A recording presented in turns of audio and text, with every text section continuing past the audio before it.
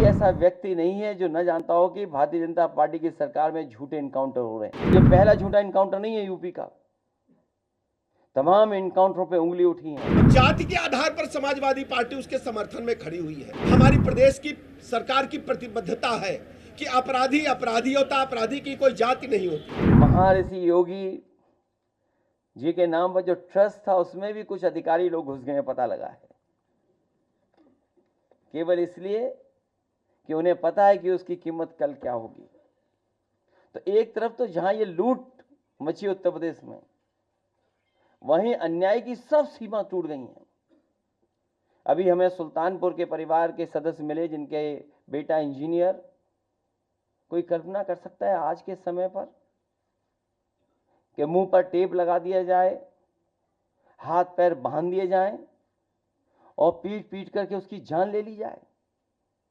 क्या ये सुल्तानपुर की पहली घटना थी? इससे पहले भी इसी तरह की घटना हुई थी। अगर आपको याद हो कि भारतीय जनता पार्टी से संबंधित रखने वाले ने एक हत्या की थी वहीं पर सुल्तानपुर में। और अभी जो झूठी कहानी पढ़ी जा रही है इनकाउंटर को लेकर के, कोई ऐसा व्यक्ति नहीं है जो न जानता हो कि भारतीय जनता पार्टी की सरकार में झूठे इनकाउंटर हो रहे हैं, हत्या की जा रही है।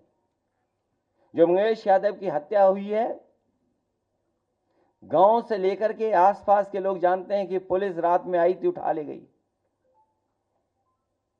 पुलिस उठा करके लेके गई एसटीएफ।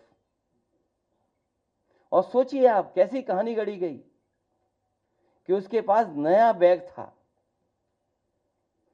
अमेरिकन टूरिस्ट बैग बताया गया, और जब बैग खोला गया तो उसमें भी कपड़े नए मिले शोरूम से खरीदे हुए।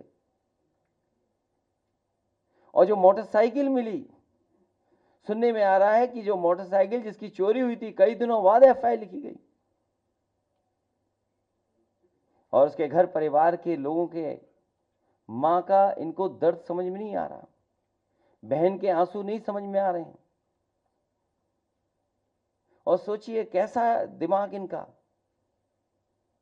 सरकार ने कैसी होशियारी दिखाई कि चप्पल में इनकाउंटर कर दिया। बताइए आप, कैसा दिमाग है इन लोगों का, क्या होशियारी दिखाई। कौन नई तस्वीर देख करके बता सकता है कि यह झूठा इनकाउंटर हुआ था?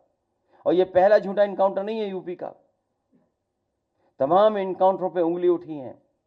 जिस समय पहला इनकाउंटर नोएडा में जिम इंस्ट्रक्टर को हुआ था, उस समय भी हम लोगों ने कहा था कि पुलिस वालों ने लूटने के लिए, दबाव बनाने के लिए हत्या का प्रयास किया है, और उस समय भी कार्रवाई नहीं हुई है।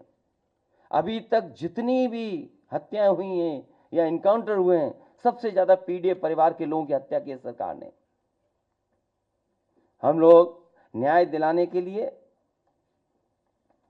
सदन से लेकर के और संघर्ष के बीच में भी जाना पड़ेगा, तो समाजवादी लोग पीछे नहीं रह सकते। सुल्तानपुर की घटना में वांछित अपराधियों को हमारी पुलिस ने गिरफ्तार किया और पुलिस मुठभेड़ के दौरान एक व्यक्ति मारा गया।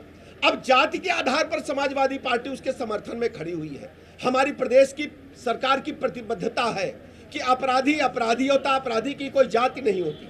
मैं कहना चाहता हूं कि हमारे साथ सर्व समाज के लोग जुड़े हैं।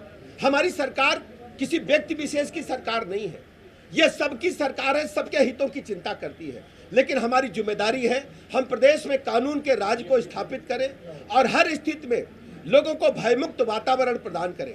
हम जब जानते हैं कि इस घटना में जो लोग वांछित थे उनके पास से गिरफ्तारी के दौरान 2.5 किलो से अधिक सोना बरामद हुआ है।